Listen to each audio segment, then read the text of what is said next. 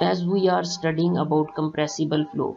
Here in this part we will study about the variation of fluid velocity with flow area.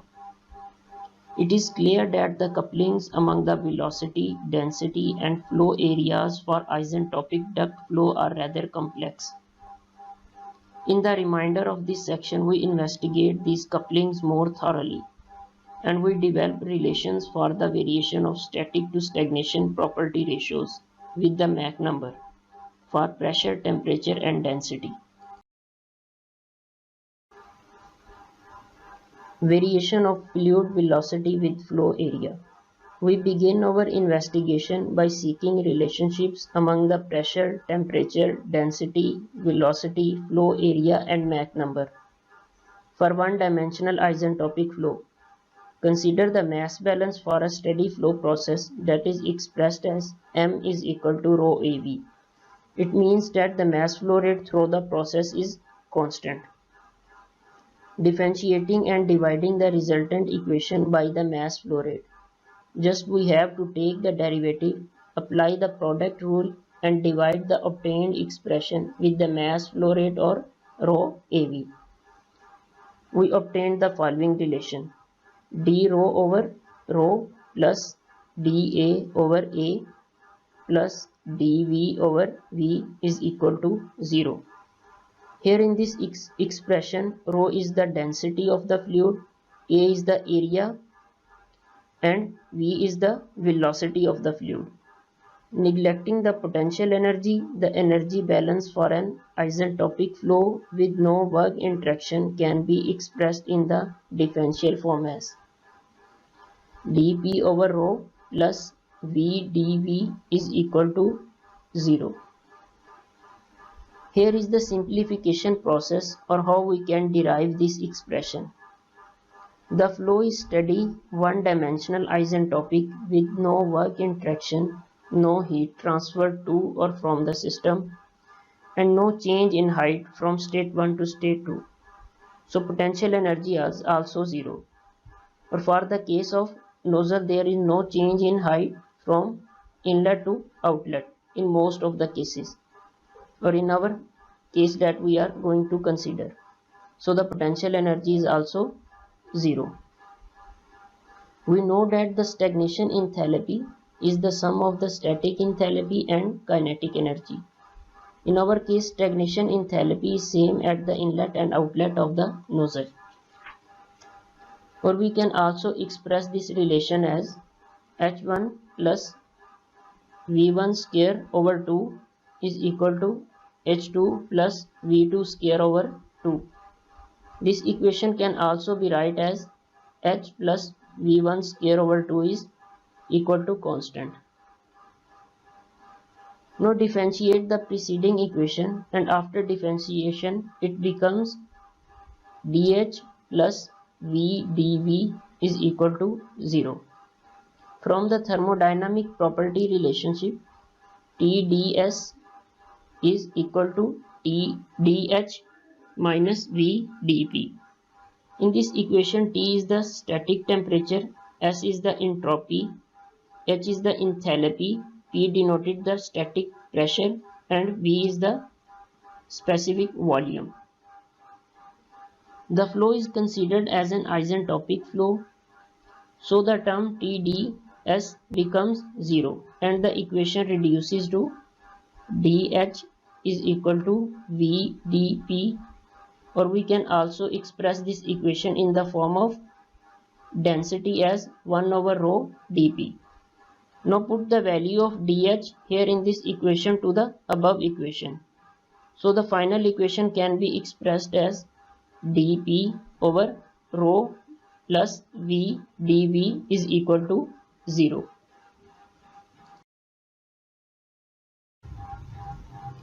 This relation is also the differential form of Bernoulli's equation, when changes in potential energy are negligible, which is a form of conservation of momentum principle for steady flow control volumes. Combining the relationships obtained from mass balance and energy balance, we can get an expression as dA over A is equal to dP over rho multiplied by 1 over v square minus d rho over dp. Students should try to solve or simplify this by yourself. However, for those who fail to simplify this, I am giving here the complete steps of simplifying these relations.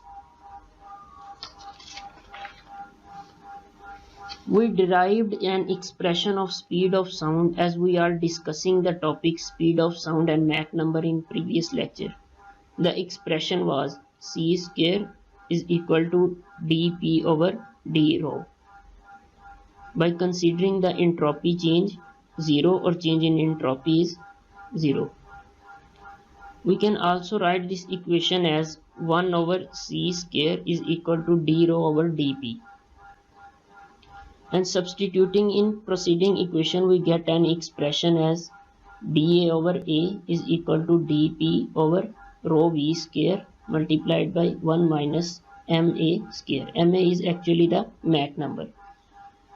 So here is the simplification process how we can get an expression dA over A is equal to dP over rho V square 1 minus MA square. We have just to write an expression and take the v square as common. The equation becomes dp over v square rho 1 minus v square d rho over dp. We already know that the d rho over dp is equal to 1 over c square and Mach number is the ratio of velocity of the fluid to the speed of sound. So putting these values in the above equation, we can easily get an expression dA over A is equal to dP over V square rho 1 minus MA square.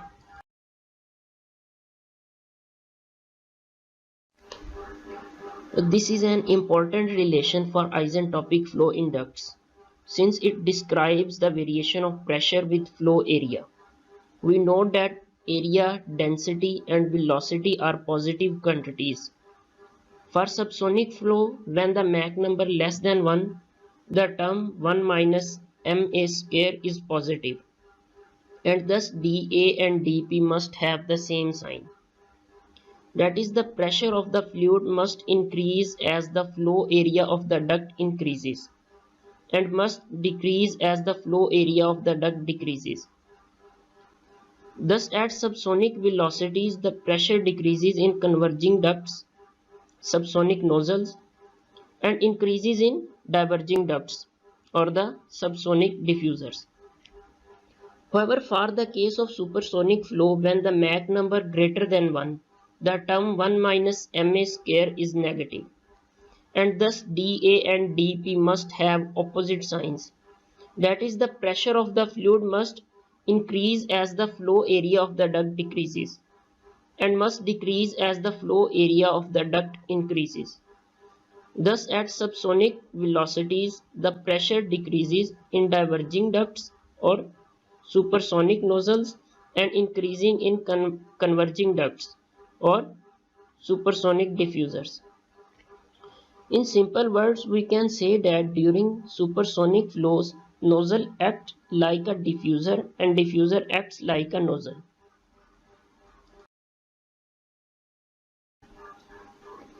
Another important relation for the isentropic flow of a fluid is obtained by rearranging the relationship dP over rho plus V dV is equal to 0 in the form of rho V is equal to minus dP over dV, and then substitute this in the above relation of dA over A. We obtain a relation of the variation of fluid velocity with area that can be expressed as dA over A is equal to minus dV over V multiplied by 1 minus MA square or Mach number square. This equation governs the shape of a nozzle or a diffuser in subsonic or supersonic isentropic flow. Noting that A and V, that are the area and velocity, are positive quantities, we conclude the following. For subsonic flow, when Mach number less than 1, the term dA over dV must be less than 0 or negative. This means velocity increases as area decreases, and velocity decreases as area increases. Thus, at subsonic velocity, velocity increases in converging ducts or subsonic nozzles and decreases in diverging ducts or subsonic diffusers. However, in supersonic flow, when Mach number greater than 1, the term dA over dV must be greater than 0. This means that velocity increases as area increases and velocity decreases as area decreases. Thus, at supersonic velocities, the velocity decrease in converging ducts or supersonic diffusers and increase in diverging ducts or supersonic nozzles. However, for sonic flow, when Mach number is equal to 1, the term dA over dV must be equal to 0. It means at this point the velocity is maximum. However, the maximum velocity we can achieve by a converging nozzle is the sonic velocity when the Mach number is equal to 1. There will be no change in velocity with the further reduction in area. So we conclude that the maximum velocity that we can achieve in converging nozzle is the sonic velocity. We cannot obtain supersonic velocities by attaching a converging section to a converging nozzle. Doing so will only move the sonic cross section further downstream and decrease the mass flow rate. Thus, the proper size of a nozzle depends on the highest velocity desired relative to the sonic velocity. To accelerate a fluid, we must use a converging nozzle at subsonic velocities and a diverging nozzle at supersonic velocities. The velocities encountered in most familiar applications are well below the sonic velocity, and thus it is natural that we visualize a nozzle as a converging duct. However, the highest velocity we can achieve by a converging nozzle is the sonic velocity, which occurs at the exit of the nozzle. However, if we further extend the converging nozzle by further decreasing the flow area in hopes of accelerating the fluid to supersonic velocities, as shown here in figure, we are up for disappointment. Now the sonic velocity will occur at the exit of the converging extension instead of the exit of the original nozzle, and the mass flow rate through the nozzle will decrease because of the reduced exit area. Based on the relations of the variation of fluid velocity and pressure with the flow area, which are an expression of the conservation of mass and energy principles, we must add a diverging section to a converging nozzle to accelerate a fluid to supersonic velocities. The result is a converging diverging nozzle. The fluid first passes through a subsonic section where the Mach number increases as the flow area of the nozzle decreases, and then reaches a maximum value at the nozzle throat. The fluid continues to accelerate as it passes through a supersonic section. It is important to note that the mass flow rate is a product of density, area, and velocity for steady flow. We see that the large decrease in density makes acceleration in the diverging section possible. An example of this type of flow is the flow of hot combustion gases through a nozzle in a gas turbine. The opposite process occurs in the engine inlet of a supersonic aircraft. The fluid is decelerated by passing it first through a supersonic diffuser, which has a flow area that decreases in the flow direction. Ideally, the flow reaches a maximum value of Mach number or Mach number of unity at a diffuser throat. The fluid is further decelerated in a subsonic diffuser, which has a flow area that increases in the flow direction.